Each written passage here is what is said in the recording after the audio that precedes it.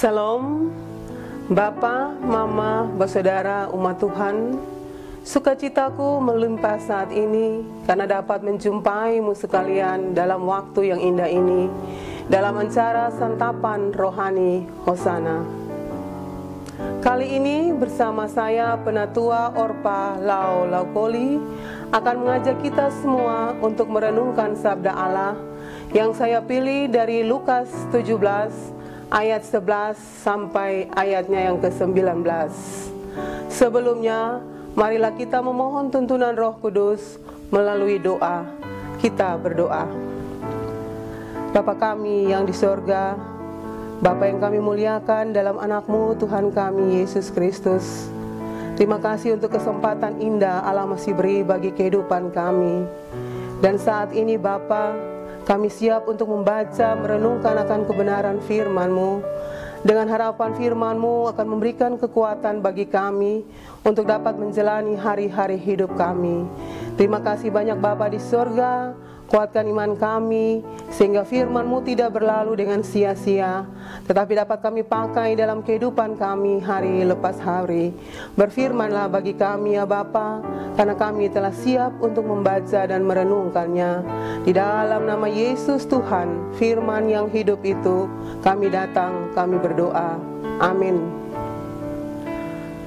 Bapak, Mama, Saudara, beginilah bunyi firman Tuhan.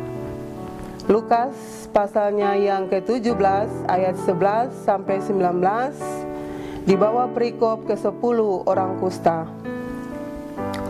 Dalam perjalanannya ke Yerusalem, Yesus menyusur perbatasan Samaria dan Galilea. Ketika ia memasuki suatu desa, datanglah 10 orang kusta menemui dia. Mereka tinggal berdiri agak jauh dan berteriak, "Yesus, Guru, kasihanilah kami." Lalu ia memandang mereka dan berkata, "Pergilah, perlihatkanlah dirimu kepada imam-imam." Dan sementara mereka di tengah jalan, mereka menjadi tahir. Seorang dari mereka ketika melihat bahwa ia telah sembuh, kembali sambil memuliakan Allah dengan suara nyaring. Lalu tersungkur di depan kaki Yesus dan mengucap syukur kepadanya. Orang itu adalah seorang Samaria. Lalu Yesus berkata, "Bukankah ke-10 orang tadi semuanya telah menjadi tahir? Di manakah yang 9 orang itu? Tidak adakah di antara mereka yang kembali untuk memuliakan Allah selain daripada orang asing ini?" Lalu ia berkata kepada orang itu, "Berdirilah dan pergilah, imanmu telah menyelamatkan engkau." Demikianlah sabda Allah. Yang menjadi tema renungan kali ini adalah kesetiaan adalah rahasia untuk tetap mendapat berkat berkelimpahan. Kekasih-kekasih Tuhan, ke-10 orang kusta ini beramai-ramai datang dan melihat serta berteriak kepada Yesus agar Yesus dapat menyembuhkan penyakit mereka. Mereka tahu bahwa Yesus sangat berkuasa untuk menyembuhkan berbagai penyakit. Karena itu mereka merasa yakin bahwa mereka pasti akan sembuh. Dan apa yang mereka yakini ternyata benar, bahwa akhirnya mereka bersepuluh mengalami mujizat kesembuhan. Namun seharusnya mereka bersyukur, kembali datang kepada Yesus untuk berterima kasih. Namun apa yang terjadi? 9 orang tidak mampu melakukan hal itu, dan hanya 1 orang saja yang kembali kepada Yesus untuk mengatakan terima kasih dan memuliakan namanya. Bahkan Yesus sendiri heran dan bertanya, "Kemana 9 orang lain yang telah disembuhkan?" Yang bisa kita lihat di sini adalah bahwa Tuhan menyiapkan berkat lainnya bagi mereka yang mau setia kepadanya. Tidak hanya berkat kesembuhan yang diterima oleh 1 orang itu, tetapi dia juga dapat menerima berkat lainnya, yaitu berkat keselamatan dari Tuhan. Demikian juga halnya kita. Terkadang ketika kita menghadapi berbagai persoalan dalam kehidupan kita melakukan berbagai banyak cara. Misalnya ketika kita berhadapan dengan masalah, kita rajin mengikuti kegiatan-kegiatan gerejawi.